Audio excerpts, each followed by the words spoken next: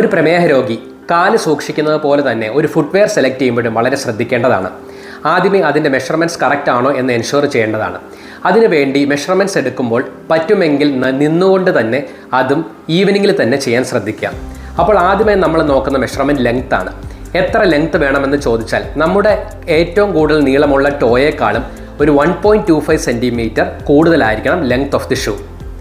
രണ്ടാമത്തെ പോയിന്റ് പറയുന്ന width of the shoe എന്ന് പറയുന്നത് നമ്മുടെ കാലിൻ്റെ മാക്സിമം വിഡ്ത്തിനേക്കാളും ഒരു 1 സെൻറ്റിമീറ്റർ കൂടുതലെങ്കിലും ആയിരിക്കണം. മൂന്നാമത് പറയുന്ന ടോ ബോക്സ് ആണ്. അതായത് നമ്മുടെ വിരലുകൾ നിൽക്കുന്ന ഭാഗം.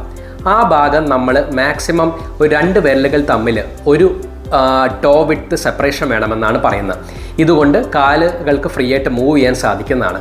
അതുപോലെ തന്നെ ഡെപ്തും അതനുസരിച്ച് ഒരു കാൽ വിരലുകൾക്ക് മടങ്ങാനോ പൊങ്ങാനോ ഉള്ള ഒരു സ്പേസും എൻഷുർ ചെയ്യേണ്ടതാണ്. ഇത് കഴിഞ്ഞ് പറയുകയാണെങ്കിൽ അടുത്ത ഇമ്പോർട്ടൻറ്റ് കാര്യം മെറ്റീരിയലാണ്. നമ്മൾ പൊതുവെ പ്രിഫർ ചെയ്യുന്ന മെറ്റീരിയൽ MCR അഥവാ മൈക്രോ സെല്ലുലാർ റബ്ബർ എന്ന മെറ്റീരിയലാണ്. അതുപോലെ തന്നെ കാല് നിൽക്കുന്ന ഭാഗമായി ഇൻസോള് നമ്മൾ സോഫ്റ്റ് ആക്കി വെക്കാൻ ശ്രദ്ധിക്കേണ്ടതാണ്. അതുപോലെ തന്നെ പുറമേ ഉള്ള ഭാഗമായ ഔട്ട്സോള് അത് ഹാർഡ് ആക്കാനും ശ്രദ്ധിക്കുക. അപ്പോൾ ഔട്ട്സോളിൻ്റെ ഒരു വാല്യൂ ക്രൈറ്റീരിയ പ്രകാരം 8 and 15 ഇടയിലാകണമെന്നാണ് പറയുന്നത്. ഫുട്വെയർ യൂസ് ചെയ്യുമ്പോൾ ഒരു ബാക്ക് സ്ട്രാപ്പ് അഥവാ ഹീൽ കൗണ്ടർ ഉള്ള ചെരുപ്പ് തന്നെ ഉപയോഗിക്കാൻ ശ്രദ്ധിക്കുക. അതുപോലെ ബാക്ക് സ്ട്രാപ്പ് ഇല്ലാതെ സ്ലിപ്പ് ഓൺ ഫുട്വെയർ പ്രിഫർ ചെയ്യുന്നില്ല. അതുപോലെ ഹൈ ഹീൽഡ് ആയിട്ടുള്ള ഷൂസും പ്രിഫർ ചെയ്യുന്നില്ല.